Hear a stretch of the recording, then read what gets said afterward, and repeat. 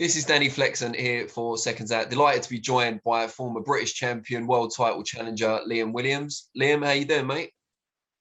Very good, mate. Thank you. Just as you can see, laying in bed, and very hard session this morning. So just recovering, mate. It's good to see you back on it. I mean, I imagine you didn't take much time off the gym after your last fight. We haven't seen you out since April, that challenge to Demetrius Andrade. Why have we not seen you back in the ring yet?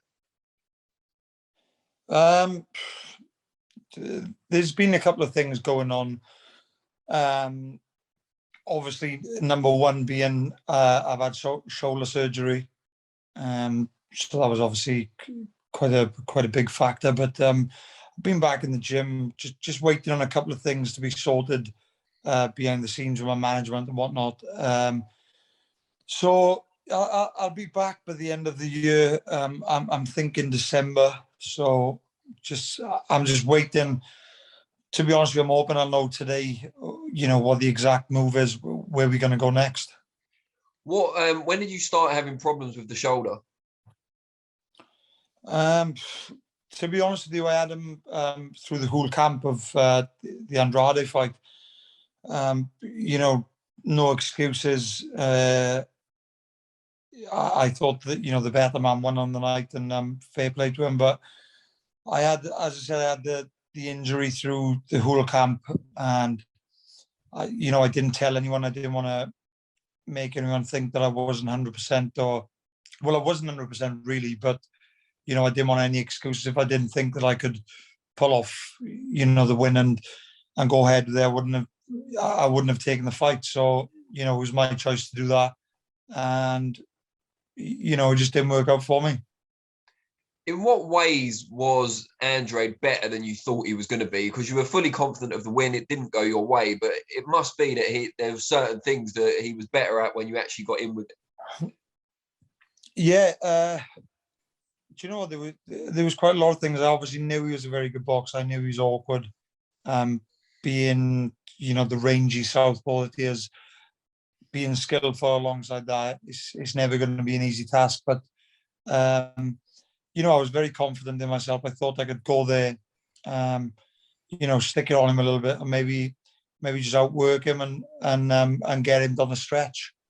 But he come there, he held himself together like a true champion that he is. And all right, still there. Sorry, mate, I lost you there. My low battery thing come up. So, but yeah, he held himself together. Like a true champion. You don't become 3-time world champion, 2 different weights for no reason, for being average. So,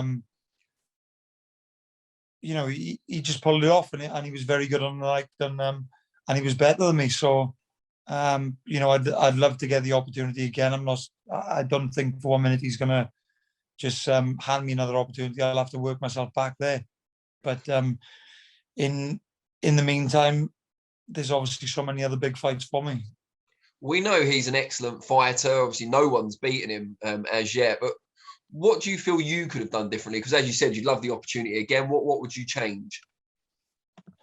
I just think I started a bit slow. Obviously, again, not to make excuses, but I think even when I was sparring in the gym and stuff, it's like sometimes I take 2, 3, 4 rounds to get going because of my shoulder. Really, really working behind the jab and that. It's like I had this constant achy kind of heavy feeling, and it's like as if I had 20-ounce gloves on, not 10. So anyway, besides that, I just felt like I had a bit of a slow start. I obviously got dropped in the second round, which didn't work very well for me. Do you know what? I pretty much, I could have put in more work rate. I could have, taken a couple more risks. But to be totally honest with you, I do feel like I put the majority of my effort in, and it just wasn't enough on that night. So, hopefully I get my chance again. And you said about there's lots of big fights out there for you. I saw a tweet that you did yesterday or the day before saying You hadn't heard back from Eubank Jr. How about Edgar Berlanga up at 168? How serious are you about potentially going up to 168? Oh, 100%. I've always said I've only been a middleweight for what, 2 years maybe. 2 years, yeah. I can still make middleweight comfortably. Of course, I could potentially make 154 if the right opportunities come up. But oh shit. Yeah, as I said, I could make 154 if the right opportunity come up. But I don't see too many opportunities there at the moment. Middleweights, you know, it's a cracking division. There will be opportunities for me, but you know, if somebody comes with a reasonable offer, well, I say reasonable, it'd have to be a good offer, but I'd happily move up and fight any one of these 168 fighters. What's the deal with Eubank Jr.? I know he's in action this weekend, but they have been mentioning your name. They have been talking about you as a potential fight for him in the future. How close has that come, if at all? I don't know, to be honest with you. There's been a lot of talk. There's even been some talks between our teams. So they offered me the fight. They mentioned something about, you know, getting the fight on. I'm not sure if they thought I may have turned the offer down or whatnot, but you know, I didn't ask for any, like, you know, extreme demands, any mental money which couldn't be generated. Is in fact the offer that I accepted was probably a little bit lower than I deserve. But you know, it's the fight which means more to me. I think I can go there and beat him, and you know, that raises the stock, and you know, we can lead to bigger things then. But yeah, they offered the fight. I don't think they thought I was going to accept. So I said, no problem at all. Get the contracts across. Let's get it done. And then they've gone quiet for a couple of weeks. So I don't really know what's going on. I don't know. I just think they're a bunch of fucking muppets, man. That's very honest. I spoke to Callis Howland about it briefly this morning, and he said he really likes the fight, but kind of hinted maybe not for this year, that it might need a bit more building up. He mentioned Danny Dignam might be in the frame as well now. For Eubank, yeah. Why does anybody want to see him fight fucking Danny Dignam? No offense to Danny's, you know, he's a decent enough fighter and everything else, but who's interested in that fight? Nobody. Everybody, you know, if you look on Twitter, if you look online, everyone wants to see him fight me. Even no one even wants to see him fight. I'm not saying no one wants to see him fight the big names, because they do, but general interest is they want to see him fight me probably more than the rest of them. Do you think he sees you, and not just you? I guess, you know, they're mentioning Danny Dignam, but someone like that as well as below him. Do you think Eubank Jr. thinks he's, you know, world class or world level fighter only now? I don't know. I don't know what the man's thinking, to be honest with you. He's not the full ticket, is he? So I do think he's world class. He is world class. And you know, he's proved that. But he does get a bit above his station, and he does think he's better than what he is. So I don't really know, but one thing's for sure, nobody wants to see him fight Danny Dignam. Well, fingers crossed they do come back. I know the plan is to get him out again in December, so hopefully they'll come back and agree. Like, you've already signed on the dotted line. So yeah, mate. Hopefully, to be honest with you, I've given them a deadline, and if it's not done by the end of this week, you know, that's as far as I'm pushing, because I need to get on with my own career, and I'm not going to keep stalling for him. There's fights which are just as big, and even bigger fights out there. So I'm not going to hold off. And if I don't get the fight in December, where does that leave me? I'm sat in the sidelines, parked up.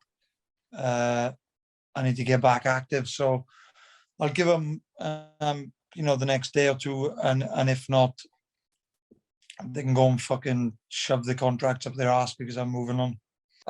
So if the Eubank fight doesn't come off and you get back out in December, whether that's a kind of rush shedding fight or a big one, who else is on your hit list, if you like? We know Edgar Berlanga because you mentioned him, but who else? There's not really anybody in particular, to be honest with you. I've always said, like, I'd love to fight Golovkin. I think he's fighting Murata, is he? Yeah. Apparently so. You've got Munguia, but he's fighting Rosado. Rosado's another one I would like to have fought. Who else? There was. I don't even mind if I want to just come back in December, as I said. So even if it's someone like Zarafa, Michael Zarafa, or what's the other guy's name? Luis Arias. Okay, someone who's not going to offer me a belt, but somebody who's kind of thereabouts, in the top 10 at least.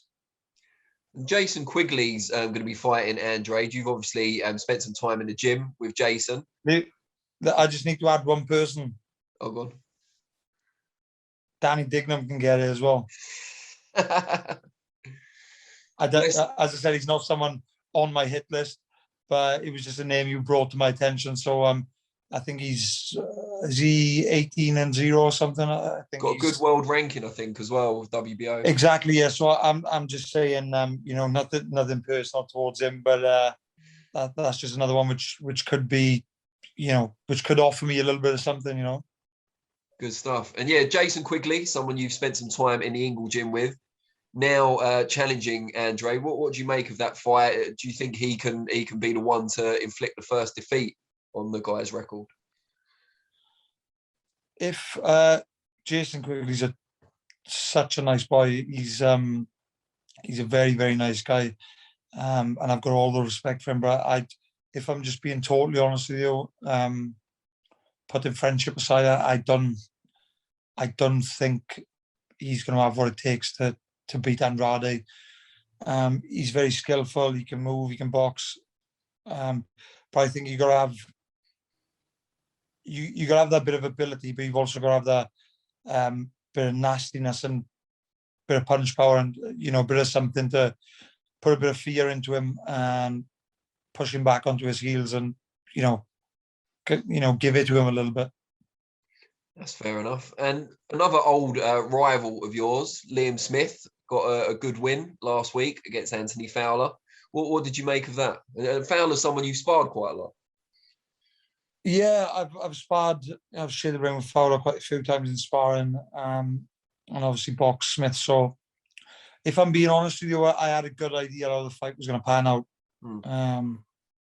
And yeah, I thought it was going to be interesting. Fowler boxed very well at the start of the fight, and I just thought Smith was going to just apply that bit too much pressure for him, and he was going to fade. And I didn't expect him to be knocking him down the way he was, like headshots.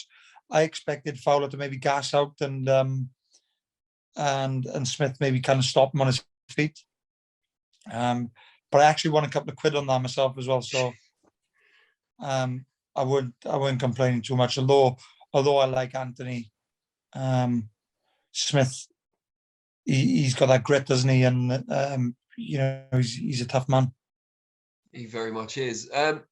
How are your family getting on? I'm assuming you're not seeing them quite as much as you'd like now you're back in camp. Exactly, mate. Yeah, they're all good. They're all doing well.